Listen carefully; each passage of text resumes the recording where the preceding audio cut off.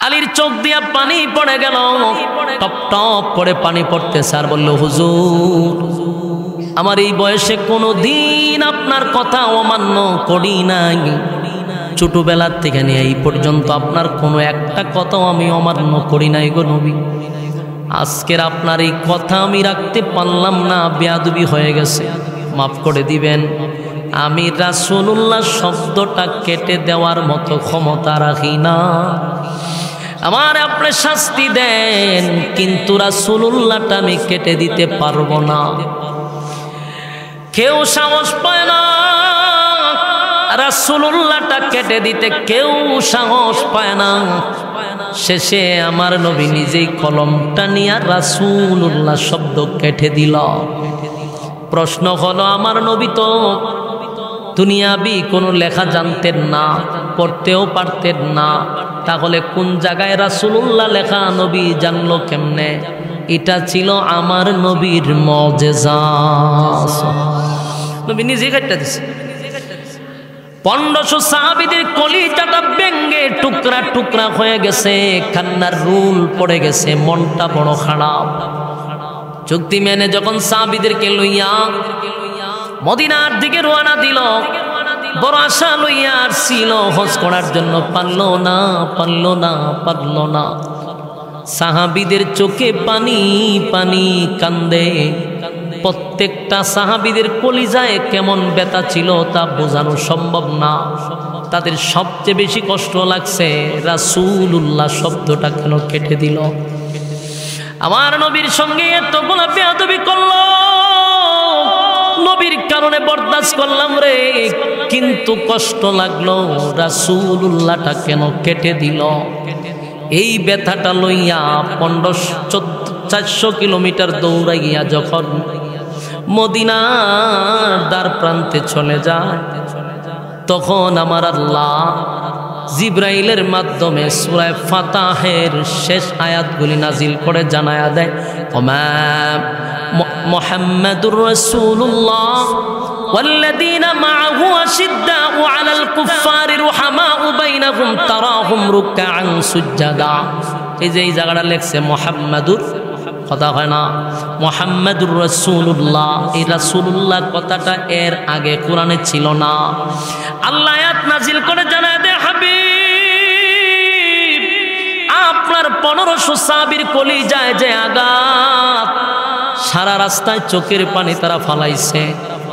এই 10 বছরের একটা কাগজে আপনার নাম রাসূলুল্লাহটা কেন কেটে দিল? এটা থাকলেই কি আর না থাকলেই কি, এই নামটা কেন কেটে দিল? তাদের মনে বড় কষ্ট। তাই তো আমি তাদেরকে খুশি করার জন্য কিয়ামত পর্যন্ত যেই জায়গায় রাসূল থাকবে সেই জায়গায় রাসূল বসায়া দিলাম। তাদের তো মনে কষ্ট ছিল, 10 বছরের কাগজে কেন নবীর নাম কেটে দেওয়া হলো? 10 বছর পরে তো এই কাগজের কোনো দাম নাই, চুক্তিনামার কোনো দাম থাকবে না। কিন্তু মনে কষ্ট ছিল, 10 বছরের চুক্তিনামায় কেন নবীর নামটা কেটে দিল? তাদের মনে যে কষ্ট, আমি আল্লাহ তাদেরকে সান্ত্বনা দেওয়ার জন্য মুহাম্মাদুর রাসূলুল্লাহ এই আয়াত নাজিল করে তাদেরকে সান্ত্বনা দিয়া দিলাম। সুবহান। লম্বা ঘটনা, তাই সংক্ষেপে বলি।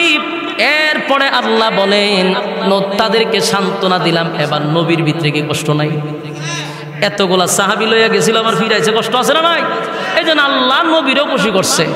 এই সূরার প্রথম আয়াতগুলি নাজিল করেন নবীরে খুশি করবার লাগা। ইন্না ফাতাহনা লাকা ফাতহাম মুবিনা লিয়াগফিরা লাকা আল্লাহু মা তাকদ্দামা মিন যামবিকা ওয়া মা তাআখার ওয়া ইউতিম্মা নি'মাতাহু আলাইকা ওয়া ইয়াহদিয়াকা সিরাতাম মুস্তাকিমা। এই আয়াত প্রথম অংশটা নবীরে খুশি। কিন্তু যখন ইসলামের ব্যাপারে কোনো কথা আসে, ইসলামকে দমানোর জন্য, দেখবেন এই 3 দল এক।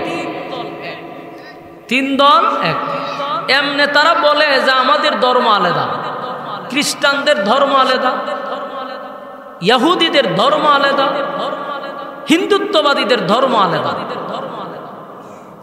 প্রশ্ন হইল ধর্ম যদি আলাদা হয় তো ইসলাম ধর্ম তো আলাদা, তো ইসলাম দমানোর জন্য তোরা ঐক্য হস কিভাবে? এবং তিন দল এক হয়ে যায় মুসলমানকে ধ্বংস করার জন্য। এর মূল ঘটনা হলো সবগুলির মূলে এদের গুড়া সব এক জায়গায়, বাতিলদের গুড়া। দেখেন এই সেম ঘটনা 1500 বছর আগে যা হইতেছে এখনো সেই ঘটনাই ঘটতেছে। 1500 বছর আগে ইহুদি খ্রিস্টান মূর্তি পূজারী এক হইয়া নবীর বিরুদ্ধে লাগছে, ইসলাম ধ্বংস করার মিশনে নামছে। 2024 সালে এসে দেখেন হিন্দু বৌদ্ধ খ্রিস্টান ঐক্য পরিষদ ও মুসলমানকে দমানোর জন্য এক হয়ে গেছে। মুসলমানদের সাথে তাদের শত্রুতা আমি আজকের থেকে নয়, এই যে শুরু লগ্ন থেকেই শুরু হয়েছে। কেন মুসলমানের সাথে এদের এত দ্বন্দ্ব কেন? মুসলমান ইসলাম ধর্ম যারা পালন করে, আমরা তো জানি ইসলাম ধর্মটাই হলো একটা শান্তি, এটার মধ্যে কোনো ধরনের মারামারি নাই, হানাহানি নাই, ঠিক না? মুসলমান আগে কিন্তু গায়ে পাড়া দিয়ে ঝগড়া করে না। এই যে এতগুলা ঘটনা আমাদের দেশে ঘটতেছে, সেম ঘটনা যদি হিন্দুত্ববাদীদের দেশে ঘটত, বলুন কি হইতো আমাদের মুসলমানের? আমার কথা আপনারা বুঝেননি। কয়দিন আগে যে একজন অ্যাডভোকেটরে মারল, হিন্দুবাদীরা মারছে না? তো এরকম হিন্দু একজন অ্যাডভোকেটরে যদি কোনো মুসলমান ভারতে মারত, ভারতের মুসলমান ভারতে থাকতে পারত? এমনিতেই তারা মাজলুম নিরহ। এরপরও দেখেন ভারতে কোনো মসজিদ বাদ নাই যে মসজিদগুলা বল্টুজার দিয়ে ভাঙতেছে না, মুসলমানদের এবাদত খানাগুলি ভেঙে দিচ্ছে, গায়ে পাড়া দিয়া এই হিন্দুত্ব উগ্রবাদীরা আমাদের উপরে ঝগড়া করার জন্য লাইগা পড়ছে। প্রত্যেকটা মসজিদ তারা ভেঙে দিচ্ছে, মাদ্রাসার ছাত্রদেরকে ঘাট ধরে বের করে দিচ্ছে। তো মুসলমান কত শান্ত, ইসলাম ধর্ম কত শান্তি। যদি হিন্দুত্ববাদীদের মতো উগ্র আমরা হইতাম, তাহলে বাংলাদেশের সংখ্যালঘুরা কি জামায়ানা হালতে থাকতে পারত? কথা হয় না। বরং তাদের মন্দির পাহারা দেয় আলেমরা, তাদের সেফটি দেয় আলেমরা। উল্টা আমাদের নামেই তাদের মূল গুড়ার দেশে আমাদের বিরুদ্ধে অপপ্রচার হয়। এগুলোর মূল কাহিনী হইল তত্ত্ব সন্ত্রাসী, আর কিছু না। এই তত্ত্ব সন্ত্রাস দিয়ে মুসলমানকে দমানোর চেষ্টা করতেছে বহু আগ থেকে এই আমেরিকা, তারপরে রাশিয়া। এই দেশগুলি আগের থেকে মুসলমানদেরকে নিয়ে তারা মিথ্যা অপপ্রচার ছড়াচ্ছে। আর সবচেয়ে বড় এখন শত্রু হইল গিয়া এই উগ্র হিন্দুত্ববাদী দেশ, মোদির দেশের মানুষ মুসলমানদের সবচেয়ে বড় শত্রু। আর উচ্চ পীড়া লাগছে মুসলমানের সাথে। বহির্বিশ্বে মুসলমানকে হেও করার জন্য তারা যত চেষ্টা আছে সব চালায় যেতেছে। আমার কথা হলো 1500 বছর আগেও এই তিন দল একই ছিল, আর 1500 বছর পরে এরা বাঘ হইছে না, এরা ওখানে একই আছে। কিন্তু কপাল খারাপ, এই জাতির মুসলমান এক হইতে পারল না। সবচেয়ে দুর্ভাগ্য আমাদের।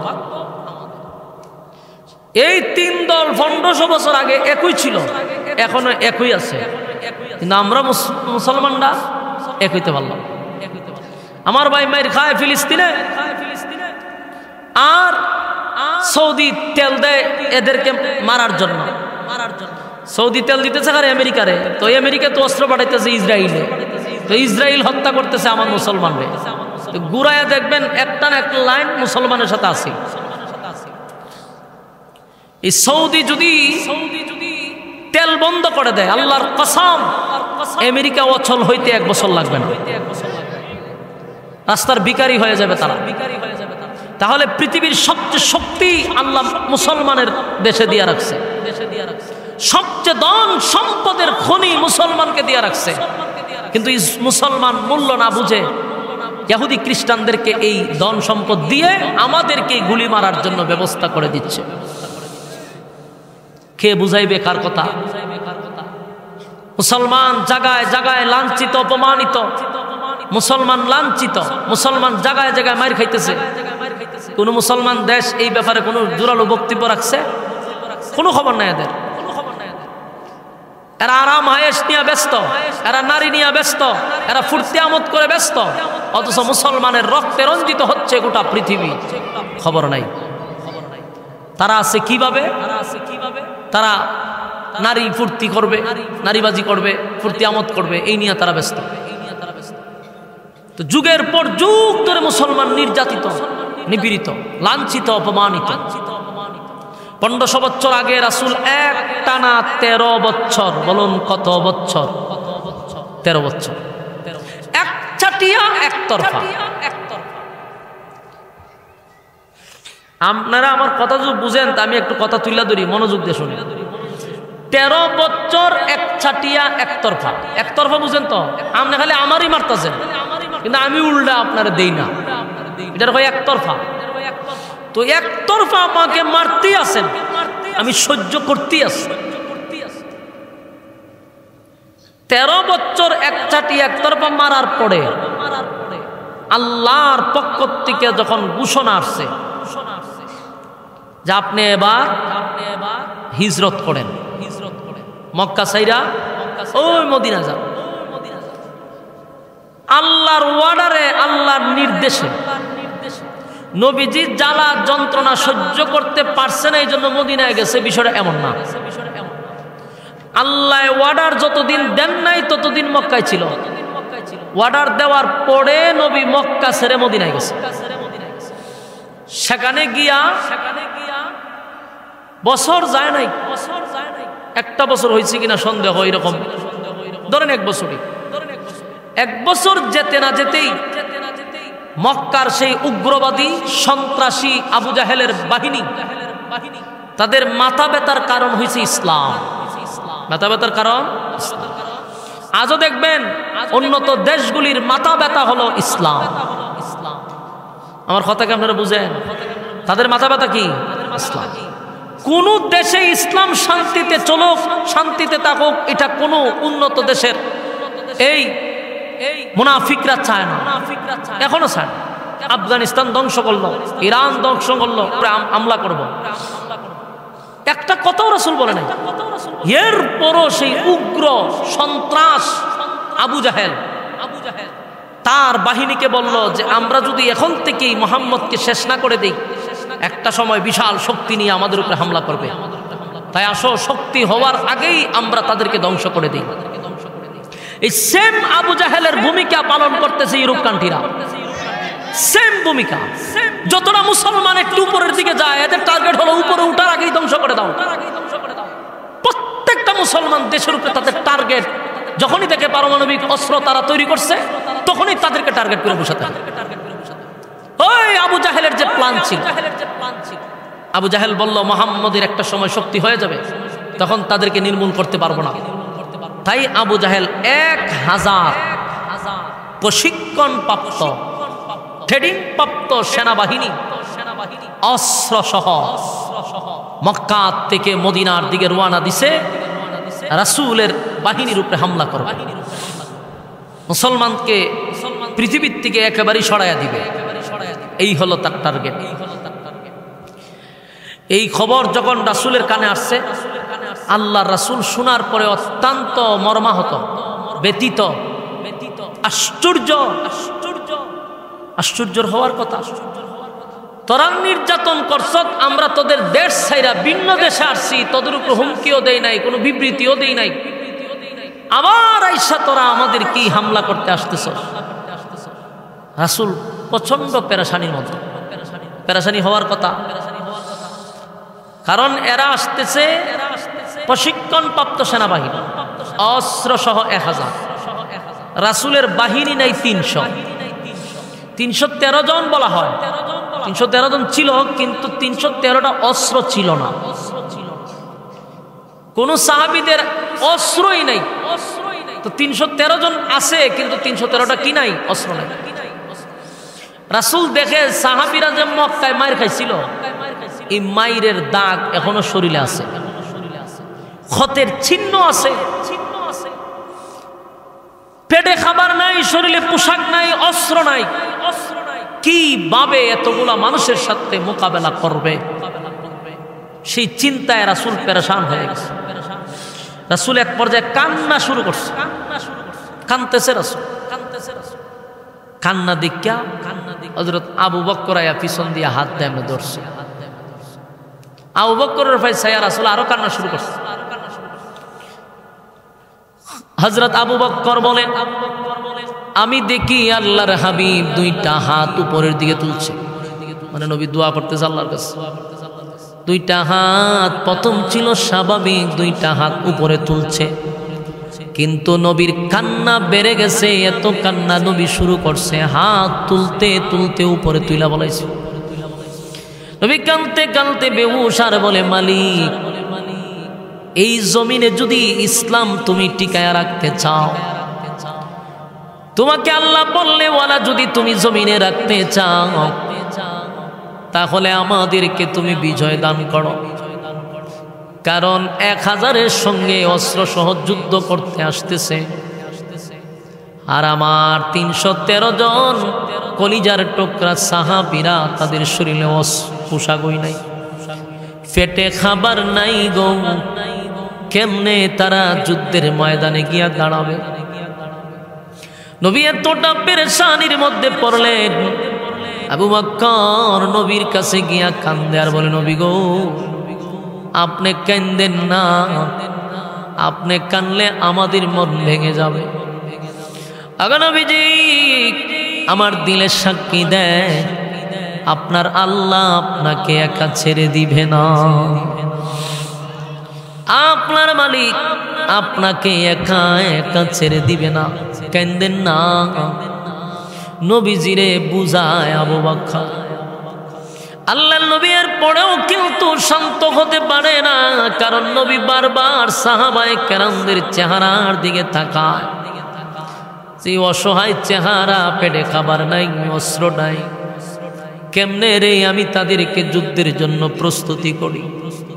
আর 1000-এর সাথে যুদ্ধ করে আমার সবগুলা সাহাবী যদি শাহাদাত বরণ করে, এই জমিনে আল্লাহ বললে ওয়ালার কেউ থাকবে না। আমার 13 বছরের মেহনতে, আমার 13-14 বছরের মেহনতে এই সাহাবীগুলারে আমি রেডি করছিলাম, কিন্তু এখন যদি যুদ্ধের কারণে তারা শাহাদাত বরণ করে, বলো না মালিক, এই জমিনে আল্লাহকে বলবে। নবী কান্না শুরু করলো। একটা পর্যায়ে নবী সাহাবায়ে কেরামদেরকে নিয়ে মিটিংয়ে বসছে, কারণ যাদেরকে নিয়ে নবী দাঁড়াবে তাদের পরামর্শেরও দরকার আছে না নাই? এখান থেকে আমাদের শেখা দরকার। অনেক সময় নেতারা কর্মীদের সঙ্গে কোনো কথা বলতে চায় না, কর্মীদের কোনো মতামত নিতে চায় না, নিজের নেতা হইলেই নিজের সিদ্ধান্তটাকেই চূড়ান্ত সিদ্ধান্ত মনে করে। কিন্তু এটা নবীর সুন্নাহ না। কর্মীদেরকে নিয়ে বসা, তাদের সঙ্গে পরামর্শ করা, তাদের কথাগুলিরে প্রমোট করা। তাই আল্লাহর হাবিব সাহাবায়ে কেরামদেরকে নিয়ে বসলেন, পয়সা বললেন, ও আমার কলিজার টুকরা সাহাবীরা, আমি জানি তোমরা প্রস্তুত না, তোমাদের শরীরে আঘাতের চিহ্ন, পেটে তোমাদের খাবার নাই, শরীরে পোশাক নাই, হাতে অস্ত্র নাই। তোমাদেরকে আমি এখন বলবো চলো যুদ্ধে যাই, এমনটা তো হতে পারে না। তাই তোমাদের কাছ থেকে আমি মতামত চাই, তোমরা কি আমার সঙ্গে থাকবা না তোমরা চলে যাইবা? কত না বেদনাদায়ক কথা।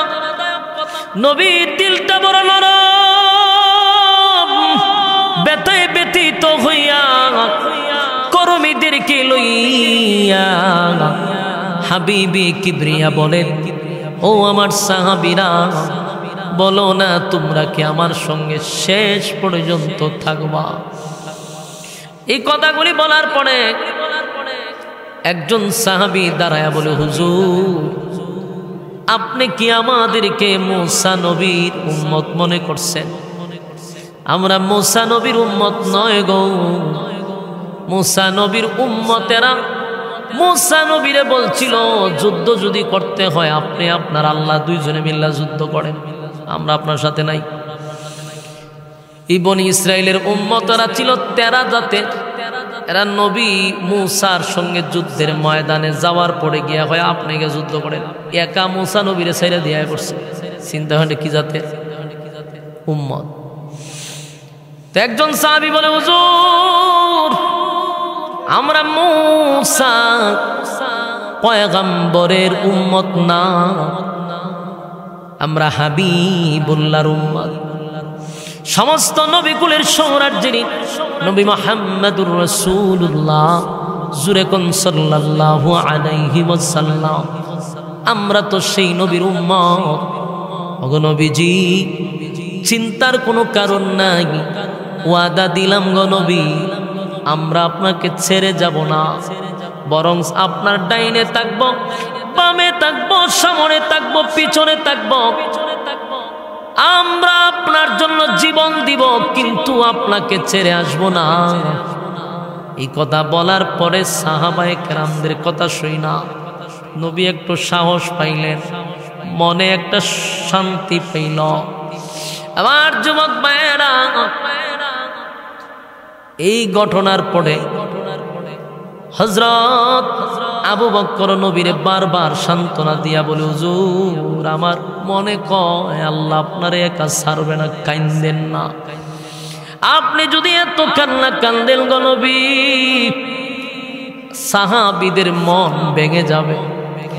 নবী বলেন আবু বকর রে, আমার কলিজার টুকরা সাহাবীরা, আমি তাদেরকে 13-14 বছরে এই মাত্র কয়েকজনকে তৈরি করলাম, কত না কষ্ট ইসলামের জন্য তারা সহ্য করছে। অসংখ্য শরীরের আঘাতের চিহ্ন, পেটে খাবার নাই, পোশাক নাই, অস্ত্র নাই, সেই কলিজার টুকরাগুলি যদি শাহাদাত বরণ করে এই জমিনে কে আল্লাহ বলে ডাক দিবে? নবীর এত কান্না, এত কান্না, এক পর্যায়ে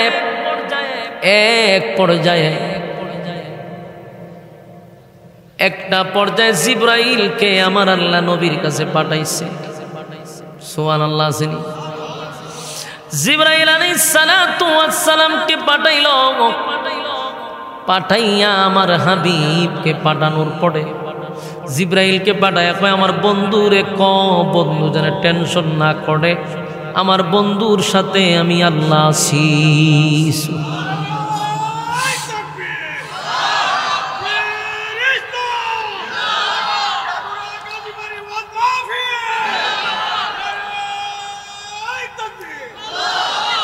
আমার যুবক ভাইরা, আল্লাহ যদি বলে আমি আপনার সঙ্গে আছি তাহলে আর কোনো টেনশন আছে?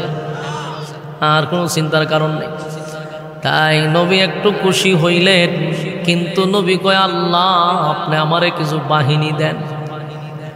আল্লাহ বলেন কত বাহিনী লাগবে বলেন? 1000 মালাইকা দুনিয়ায় পাঠাই। নবী কয় না মালিক আরো পাঠান। 2000 পাঠাই, না মালিক আরো পাঠান।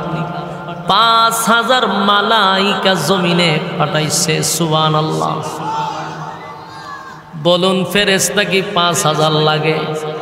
একজন ফেরেশতা যদি এইভাবে গোতা দেয় জমিন উল্টায়া পড়বে গিয়া। কিন্তু এগুলা কেন পাঠাইল? নবীরে সান্ত্বনা দেওয়ার লাগে। যুবক ভাইরা, আল্লাহ তখন নবীরে বলেন পয়গম্বর গায়ে ফাড়া দিয়া যদি বারবার কেউ ঝগড়া করতে চায় তাদেরকে ছেড়ে দেওয়া উচিত না। 13 বছর আমার নির্দেশে মায়ের খাইছেন, 13 বছর একসাটিয়া মায়ের আপনি খাইছেন। আমি আপনাকে একবারও বলি নাই যে আপনি প্রতিবাদ করেন, তাই এক চাটি আপনি মায়ের খাইলেন। আমি আল্লাহ আপনাকে বলি নাই আপনি আঘাত করেন। এক চাটিয়া মায়ের খাওয়ার পরে 1.5 সাইরা দূরে আসছেন, তারপরেও তারা গায়ে পাড়া দিয়া ঝগড়া করতে চায়। এবার তো আর ঘরে বসে থাকলে হবে না, মাথায় সব সময় পাগড়ি থাকলে চলে না। মাঝে মধ্যে পাগড়িটা মাজায় বাঁধতে হয়, মাঝে মধ্যে মাজায় পাগড়ি বাঁধতে হয়। ইসলাম শুধু তসবির মধ্যে না, ইসলাম শুধু পাগড়ির মধ্যে নয়, ইসলাম মাঝে মধ্যে তরবারি হাতে নিতে হয়। ইসলাম জিন্দা করতে হলে ইসলাম নামক বৃক্ষের নিচে রক্ত দিতে হয়। সাহাবায়ে কেরাম রক্ত দিয়ে আমাদেরকে দেখায়া গেছে। আর আমরা শুধু ইসলামটাকে খানকার ভিতরে রাখছি, ইসলামটাকে শুধু তসবির মধ্যে রাখছি, পাগড়ির মধ্যে রাখছি। বারবার আমরা ভাড়া দিয়া কথা কয়, আমরা কেন পাগড়ি মাথা দিয়ে রাখছি? পাগড়ি মাজায় বাইন্দা কুবা শামসুর মতো কুবাইলাও, যত নরম তত এরা আরো বেশি আমাদের উপরে বিগ্রায়, ঠিক নেই? অত নরম হলে চলবে না। মাঝে মধ্যে ব্রাহ্মণবাড়িয়া বেড়াইতের মতো লেগে জঙ্গা লাগবে না, ব্রাহ্মণবাড়ির যে বেড়াইতে ডরায়, কেড়ে ভয় পায়, এরা টেডা মেডা লই এলাই জায়গা মারা এলে বাপ রে বাপ। ব্রাহ্মণবাড়ির নাম হলে মানে শরীর 100 ডিগ্রি জোরায় পড়ে, যে এরা যে জাত যদি লাগে তে ঠেডা মেডা লইয়া একা হয়ে যাবো। তা আপনারা তো এই অবস্থান তৈরি হয়ে নিছেন, আপনারা যদি শুরুর থেকে এরকম ভাবে ভীতু হয়ে থাকতেন তাহলে এই লকব কি লাগতো, আর এই ভয় কি মানছে পাইতো? এই জন্য প্রত্যেকটা মানুষ ইসলামের হেফাজতের জন্য, ইসলাম রক্ষা করার জন্য আমাদের এরকম ভূমিকা নেওয়া দরকার। আমাদের লোক মারে, আবার অপবাদ আমরারে দেয়। শুনেন আমি একটা ঘটনা, ইউরোপ কান্ট্রি, এই যে মনে করেন বুশ, এ মানলো কারে? ইরাক রে, কথা কয় না, এই মানলো পুরা দেশ ধ্বংস করে দিল। এরপরে ধরলো আফগানিস্তান, লক্ষ লক্ষ শিশু নারীকে ধ্বংস করে দিল। ওখানে আপনি আমারে মারতেছেন, আমি কি প্রতিবাদ করতাম না? প্রতিহত করতাম না? মানে আমি যদি আবার পাল্টা আপনারে মারতে যাই, আমারে বানাই দেয় জঙ্গি। কি তালের নাটক সাজাইছে চিন্তা করছে? আজ পর্যন্ত আমেরিকাকে কেউ জঙ্গি বলছে? আপনারা আমার কথা বুঝেননি? একটু হা না কইয়েন, এমনি তো ওয়াজতে করতেছি, কেমন আমার ফেটের ভিতর থেকে কথা পারিত যে অবস্থা আপনাদের, তখন আপনারা যে আওয়াজও না দেন আর কথা করতে পারিত। একটু মনোযোগ দেখো, বলো না আজ পর্যন্ত আমেরিকার কেউ জঙ্গি হয়েছে? অথচ বিশ্বের সবচেয়ে বড় টেরোরিস্ট তারা, তত্ত্ব সন্ত্রাসীর জন্য 1 নাম্বার। এরারে কেউ জঙ্গি হয় না। জঙ্গি হয় কারে? নিরহ মুসলমান রে মায়ের খায়। আমরা প্রতিবাদ করতে গেলে আমরা জঙ্গি সাজা, কথা কই না দিই। আমার বাইরে আপনি হত্যা করবেন, আমার ইবাদত খান আপনি ভাঙবেন, মাঠে নামলাম আমরা, আমাদের জ্বালাই দিলেন জঙ্গি। হ্যাঁ, এই নাটক তো আমরা দেখতে দেখতে বড় হয়ে গেছি। এই নাটক আমার যে বয়সী নাটক দেখতে দেখতে বড় হয়েছি আমরা। একজন আলেম যদি একটা কোরআন শরীফ এভাবে বুক নিয়ে হাঁটতে হাঁটতে যায়, কয় এটা জঙ্গি, জঙ্গির বই। কোরআন শরীফ কয়টা জঙ্গির বই, কয়া নাটক সাজায় জেলের ভিতরে। আর কলেজ ভার্সিটির পোলা মানে ওপেন পিস্তল লইয়া ঘুরে, হক স্টাম লইয়া ঘুরে, এরারে জঙ্গি হয় না।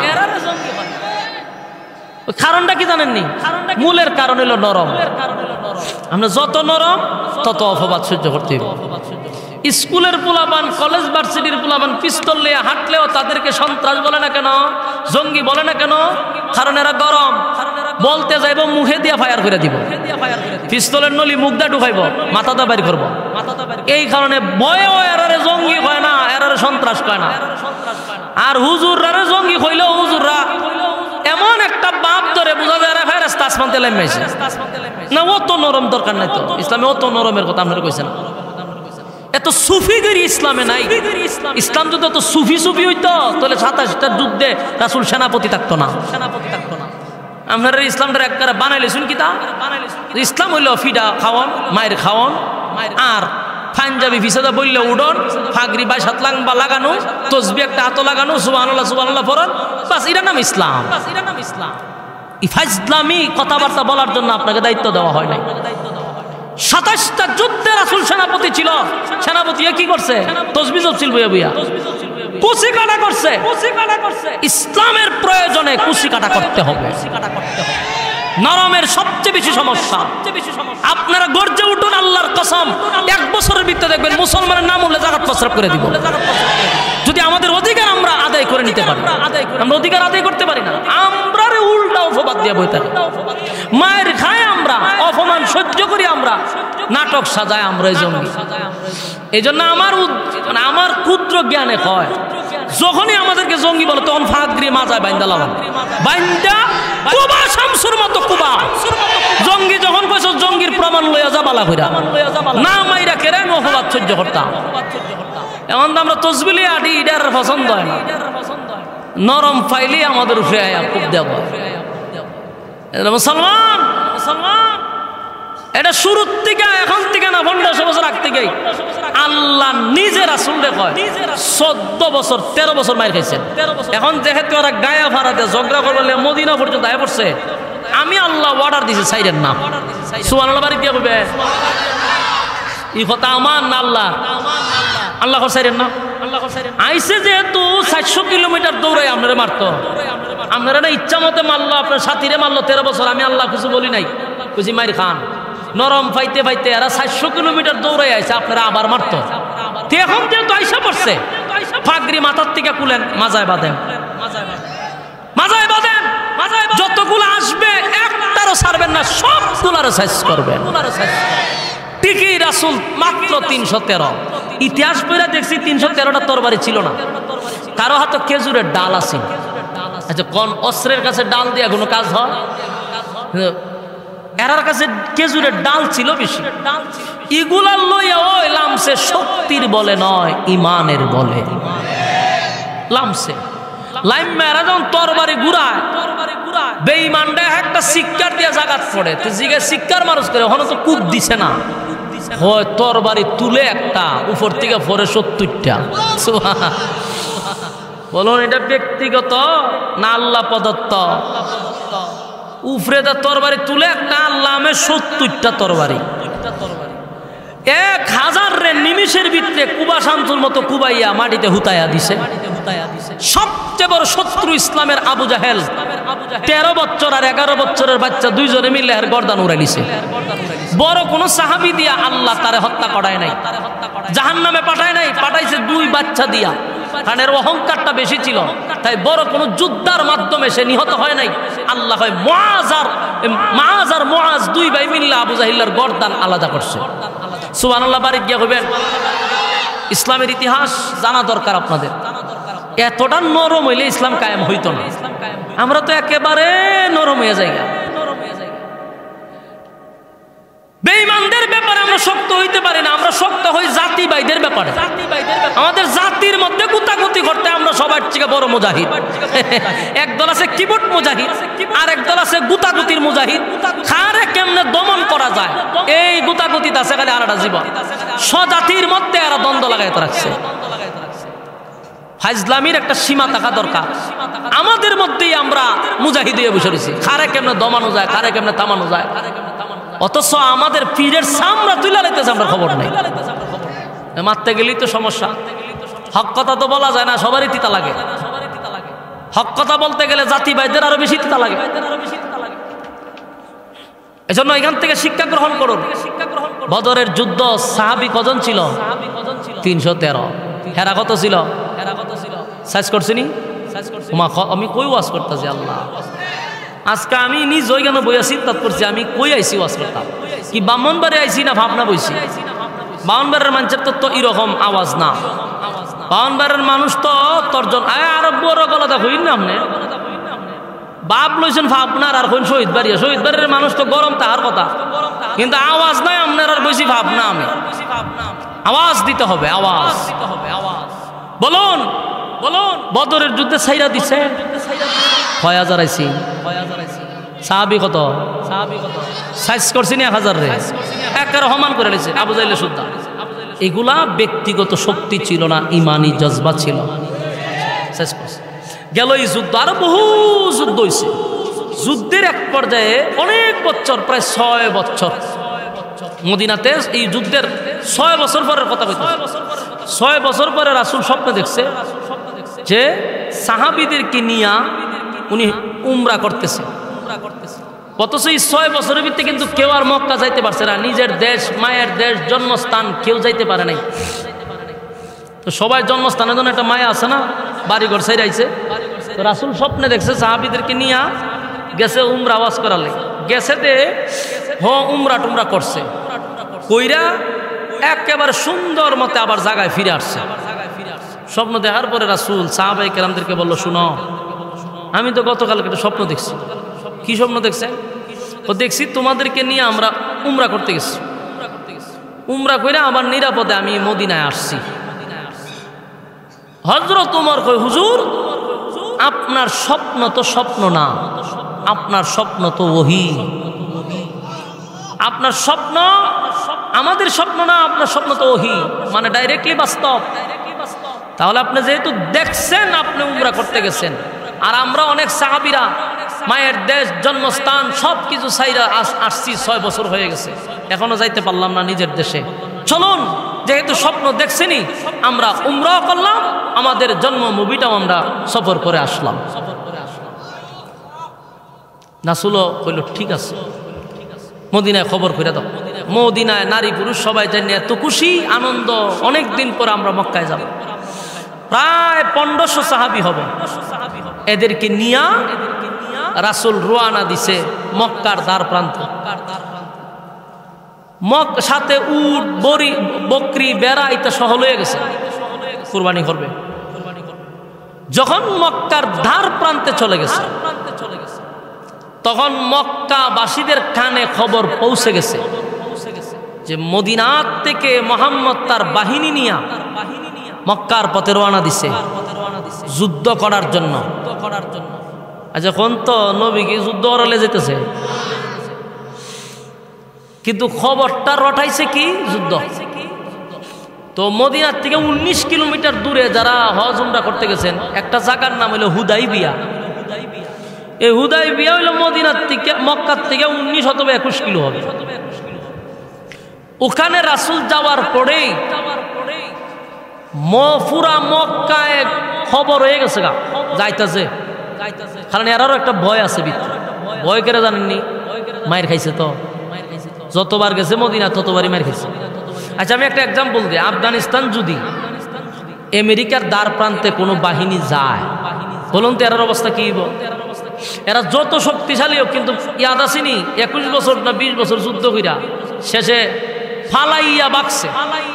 আফগানিস্তানের নাম শুনলে এরা ফসরা পায়খানা এসে পড়ে। তুই আফগানিস্তান যদি এরার সীমানার ভিতরে দিয়ে আড়াআড়ি করে, এদের অবস্থা কি? ঠিক এমন অবস্থা মক্কাবাসীর। যখন দেখছে রাসূলের তার বাহিনী নিয়ে গেছে, প্রায় 19 কিলোমিটার দূরত্বে আছে, মক্কার থেকে কয়েকজন নেতারা চতুর্দিক দিয়া আটকায়া দিছে, এবং খবর আসছে আপনারা এখান থেকে সামনে আগাইতে পারবেন না। আল্লাহ রাসূল কয়, সর্বনাশ, এত দূর থেকে আইলাম, এত সাহাবী নিয়া, আমরা যে হজ করতাম, উমরা করতাম, বাধা দিল কা? কোনোভাবেই তারা আর মক্কায় ঢুকতে দেয় না। তাদের ভয় হইল, যদি মক্কায় ঢুকে যুদ্ধ করে, তা আমরা অতদিন মারছে মদিনা, এখন আমরা গরমাইরা তারা যাইব। তারার ভয় হইল এটা। কোনোভাবেই যখন তাদেরকে ঢুকতে দিতেছে না, এখানে তাবু টাঙাইয়া বেশ কয়েকদিন রাসূল থাকছে। পানির সংকটে পড়ছে, বিভিন্ন ঝামেলা, পানি নাই, খাবার নাই, এই তাবুতে বৈশা এতগুলা সাহাবী। শেষে আল্লাহর রাসূল হযরত উসমান রাদিয়াল্লাহু তাআলা, রাসূলের মেয়ের জামাই, উনি তো অত্যন্ত নরম মনের মানুষ ছিল, ব্যবসা করতো, তো মক্কার মানুষের সাথে ওনার একটা সম্পর্ক ছিল ব্যবসার ক্ষেত্রে। এখান থেকে রাসূলের পক্ষ থেকে উসমানকে পাঠাইলো মক্কাতে, যে তুমি তাদেরকে গিয়া বলো যে আমরা যুদ্ধ করতে আসি নাই, আমরা আসছি খানায়ে কাবা জিয়ারত করার জন্য, আমরা হজ উমরা কইরা আমরা চলে যাব, কোনো যুদ্ধ করব না। এই কথা বলার পরে হযরত উসমান চলে গেলেন মক্কায়। মক্কায় গিয়া মক্কার বড় বড় লিডার, তখন আবু সুফিয়ানের নেতৃত্বে মক্কা চলতো।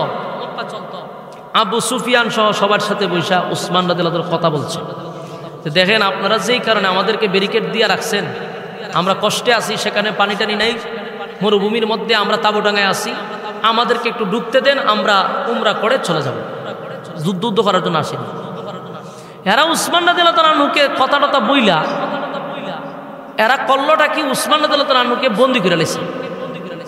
কি করছে? বন্দি করছে, বন্দি করে লাইছে।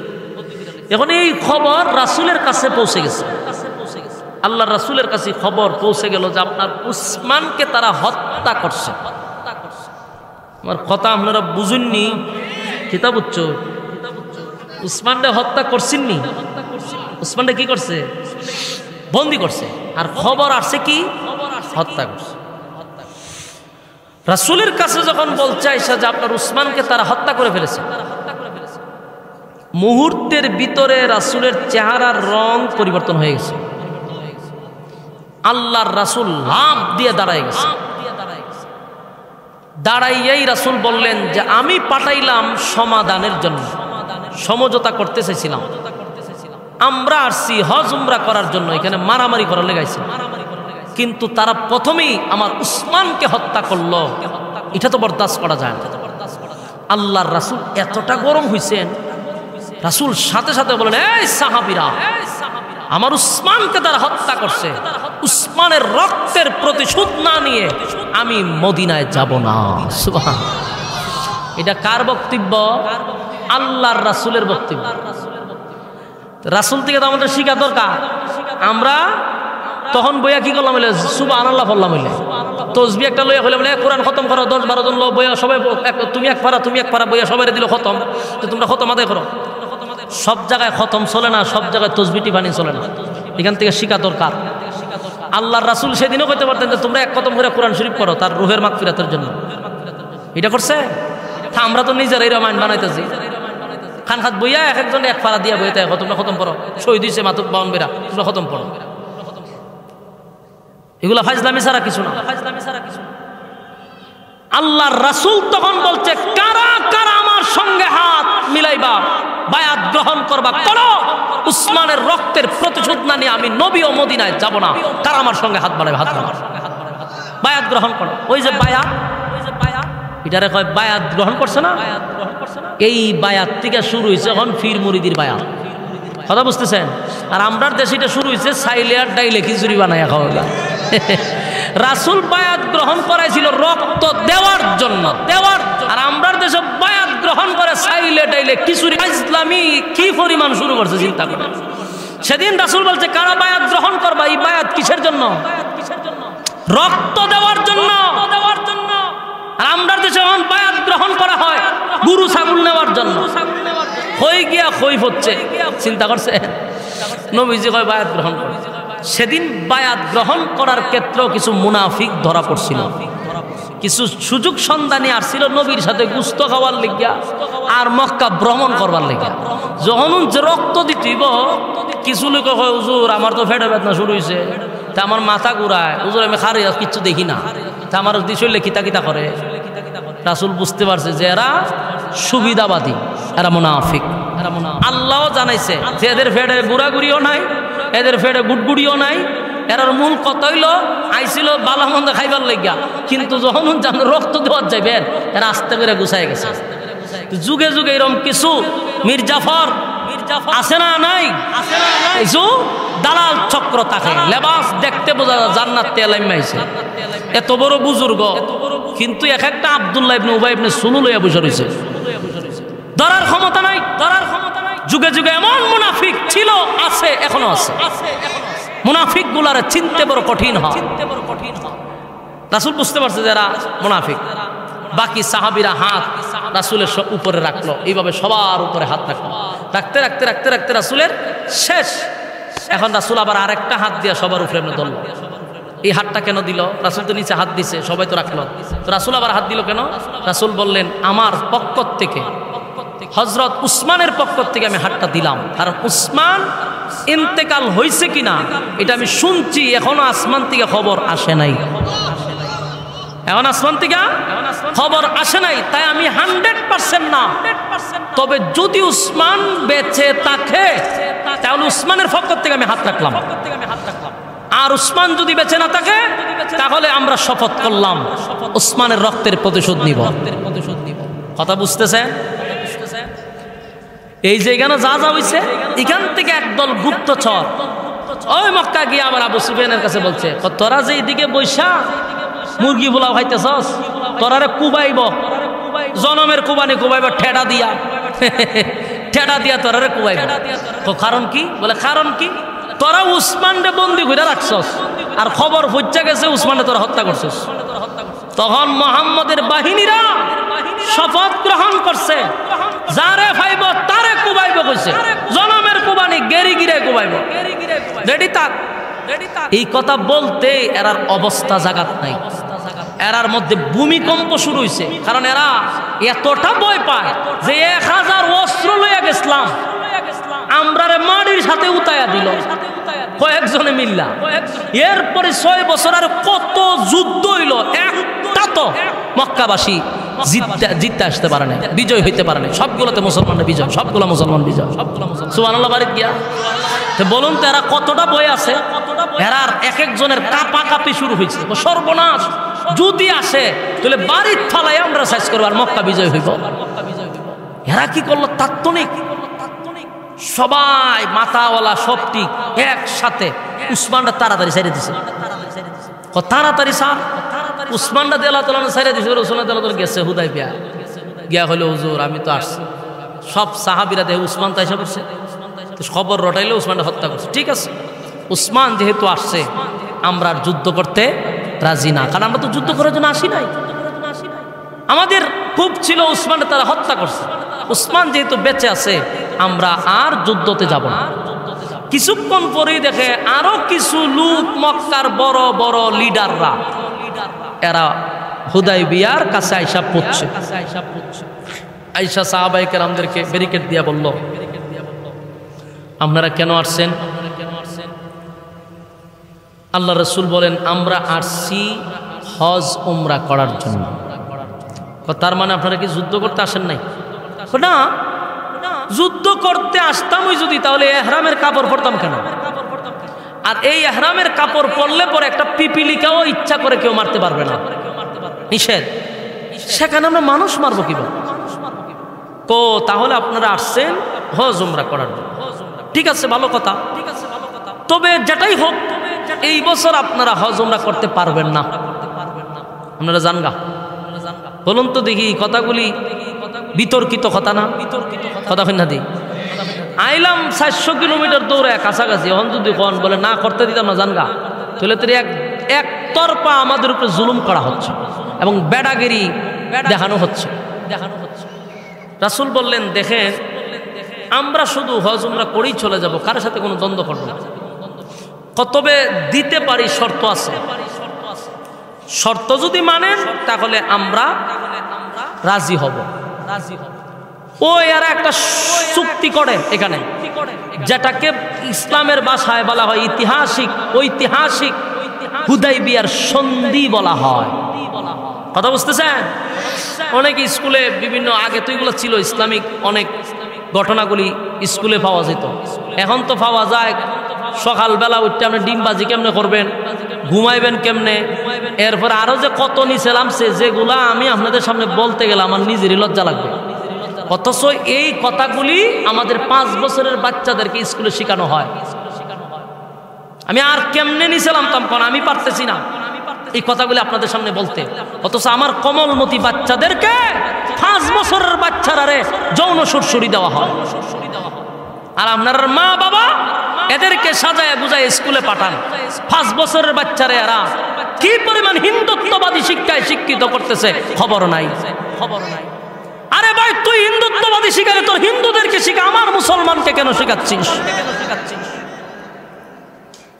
পুরা শিক্ষা অঙ্গনটাকে প্যারালাইসিস বানায় দিছে। আগামীর জাতি কমল মতো শিশুগুলা এদের জীবন ধ্বংস করে দিয়েছে। লেখাপড়ার নামে সব শেষ। ডিমবাজি করতে পারবে আর গড় কেমনে যারা দিবে এটি শিখছে। তো লম্বা ঘটনা ভাই, আমার এই সময়ে এই কথাগুলি গুছাইয়া ফিনিশিং দিতে আরো অনেক সময় দরকার। আমার টাইমও শেষ, 8টা পর্যন্ত আমার সময়। এই কথা বইলেই আমি প্রোগ্রামটা রাখছিলাম। তো 8টা পাইরে গেছে। তো শেষ কথাটা বলি সংক্ষিপ্ত আকারে, এরা এই সন্ধির মধ্যে অনেকগুলা চুক্তি দিছে, সব চুক্তি বলাও সম্ভব না, এখন সময় শেষ। একটা কথা হলো যে এই বছর আপনি হজ উমরা করতে পারবেন না, কথা বুঝতেছে? সব চুক্তিতে রাসূল একের পর এক সব রাজি হয়েছে, রাসূল মাইনা নিতেছে। কিন্তু সব সাহাবী তো একরকম না।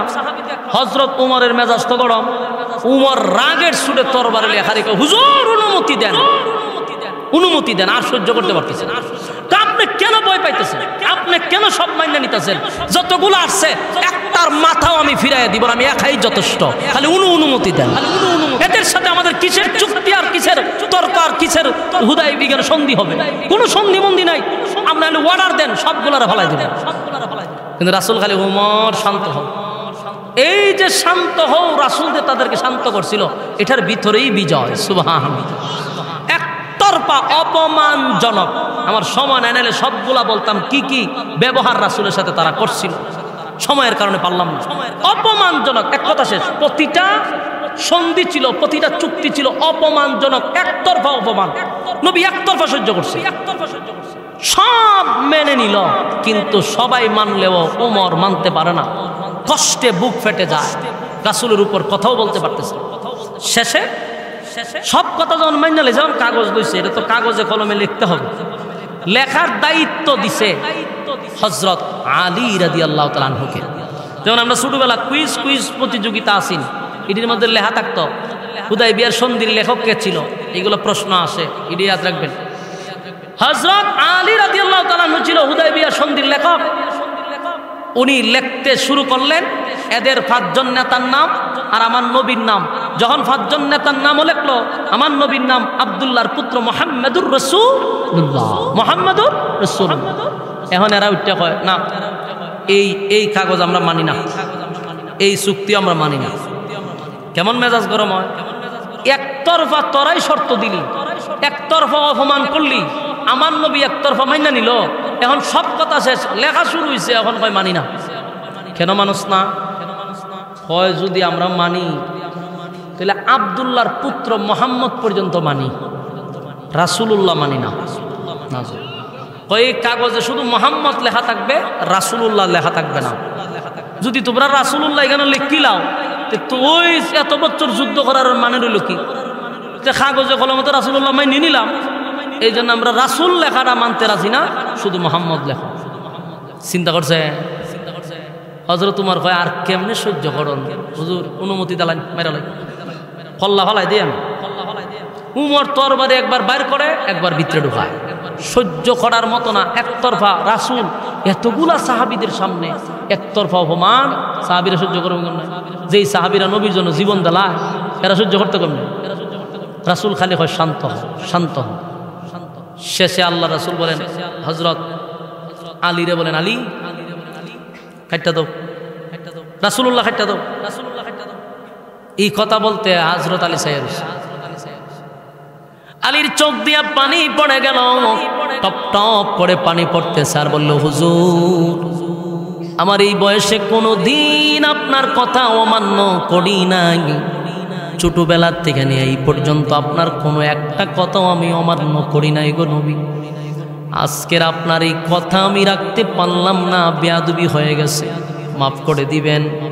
আমি রাসূলুল্লাহ শব্দটা কেটে দেওয়ার মতো ক্ষমতা রাখি না, আমার আপনি শাস্তি দেন, কিন্তু রাসূলুল্লাহটা আমি কেটে দিতে পারবো না।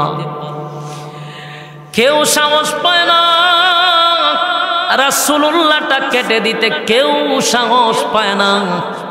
শেষে আমার নবী নিজেই কলমটা নিয়ে রাসূলুল্লাহ শব্দ কেটে দিল। প্রশ্ন হলো, আমার নবী তো দুনিয়াবি কোনো লেখা জানতেন না, পড়তেও পারতেন না, তাহলে কোন জায়গায় রাসূলুল্লাহ লেখা নবী জানলো কেমনে? এটা ছিল আমার নবীর মুজিজা। নবী নিজে কাটটা দিছে। 1500 সাহাবীদের কলিজাটা ভেঙে টুকরা টুকরা হয়ে গেছে, কান্নার রুল পড়ে গেছে, মনটা বড় খারাপ। চুক্তি মেনে যখন সাহাবীদেরকে লইয়া মদিনার দিকে রওনা দিল, বড় আশা লইয়া আসছিল হজ করার জন্য, পারল না। সাহাবীদের চোখে পানি পানি, কান্দে। প্রত্যেকটা সাহাবীদের কলিজায় কেমন ব্যথা ছিল তা বোঝানো সম্ভব না। তাদের সবচেয়ে বেশি কষ্ট লাগছে রাসূলুল্লাহ শব্দটা কেন কেটে দিল। আমার নবীর সঙ্গে এতগুলো বেয়াদবি করলো, নবীর কারণে বরদাস্ত করলাম রে, কিন্তু কষ্ট লাগলো রাসূলুল্লাহটা কেন কেটে দিল। এই ব্যথাটা লইয়া 400 কিলোমিটার দৌড়াইয়া যখন মদিনার দ্বার প্রান্তে চলে যায়, তখন আমার আল্লাহ জিব্রাইলের মাধ্যমে সূরা ফাতাহের শেষ আয়াতগুলি নাজিল করে জানায়া দেয়, ওমা মুহাম্মাদুর রাসূলুল্লাহ والذين معه أشداء على الكفار رحماء بينهم تراهم ركعا سجدا। এই যে এই জায়গাটা লেখছে মুহাম্মাদুর, কথা হয় না, মুহাম্মাদুর রাসূলুল্লাহ। এই রাসূলুল্লাহ কথাটা এর আগে কোরআনে ছিল না। আল্লাহ আয়াত নাজিল করে জানায় দে, হাবিব আপনার 1500 সাহাবীর কলিজায় যে আঘাত, সারা রাস্তায় চোখের পানি তারা ফালাইছে। এই 10 বছরের একটা কাগজে আপনার নাম রাসূলুল্লাহটা কেন কেটে দিল? এটা থাকলেই কি আর না থাকলেই কি, এই নামটা কেন কেটে দিল? তাদের মনে বড় কষ্ট। তাই তো আমি তাদেরকে খুশি করার জন্য কিয়ামত পর্যন্ত যেই জায়গায় রাসূল থাকবে সেই জায়গায় রাসূল বসায়া দিলাম। তাদের তো মনে কষ্ট ছিল 10 বছরের কাগজে কেন নবীর নাম কেটে দেওয়া হলো। 10 বছর পরে তো এই কাগজের কোনো দাম নাই, চুক্তিনামার কোনো দাম থাকবে না। কিন্তু মনে কষ্ট ছিল 10 বছরের চুক্তিনামায় কেন নবীর নামটা কেটে দিল। তাদের মনে যে কষ্ট, আমি আল্লাহ তাদেরকে সান্ত্বনা দেওয়ার জন্য মুহাম্মাদুর রাসূলুল্লাহ এই আয়াত নাজিল করে তাদেরকে সান্ত্বনা দিয়া দিলাম। সুবহান। লম্বা ঘটনা, তাই সংক্ষেপে বলি। এরপরে আল্লাহ বলেন, তাদেরকে সান্ত্বনা দিলাম, এবার নবীর ভিতরে কি কষ্ট নাই? এতগুলা সাহাবী লইয়া গেছিল, আমার ফিরাইছে, কষ্ট আছে না নাই? এই জন্য আল্লাহ নবীরও খুশি করছে। এই সূরার প্রথম আয়াতগুলি নাজিল করে নবীরে খুশি করবার লাগে। ইন্না ফাতাহনা লাকা ফাতহাম মুবিনা লিয়াগফিরা লাকা আল্লাহু মা তাকদ্দামা মিন যামবিকা وما تأخر ويتم نعمته عليك ويهديك صراطا مستقيما। এই আয়াত প্রথম অংশটা নবীরে খুশি করার জন্য আল্লাহ নাজিল করছে। ইন্না ফাতাহনা লাকা ফাতহাম মুবিনা, নিশ্চয় আমি আল্লাহ আপনাকে বিজয় দান করলাম। এই বিজয় এটা আরো অনেক লম্বা ঘটনা, তাই সংক্ষিপ্ত আকারে আমি এতটুকু পর্যন্ত আর সামনে নিতে পারতেছি না, কারণ 1 ঘন্টা 15 মিনিট আমার ওভার হয়ে গেছে। আমি আর সামনে বাড়াইতে পারলাম না, আন্তরিকভাবে দুঃখিত।